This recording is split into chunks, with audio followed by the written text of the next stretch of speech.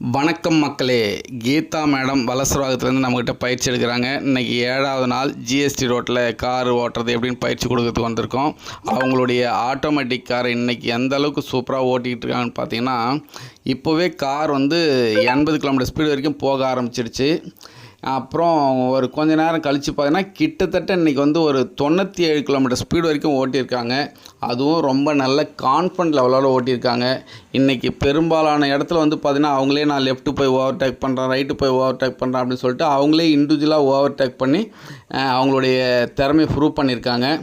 இந்த 7 நாளில் இவ்வளோ பெரிய மாற்றம் வந்திருக்குன்னா அதுக்கு அவங்களுடைய முயற்சியும் நம்மளுடைய பயிற்சி தான் காரணம்.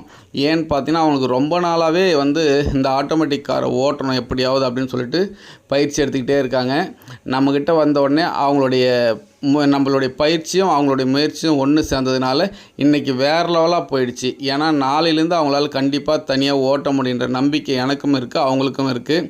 சாய் ப்ளஸ் பர்சனல் கார் ட்ரைனர்ஸ்க்கு கால் பண்ணுங்கள். 7 நாள் பயிற்சி, 20 மணி நேரம் ட்ரைனிங்.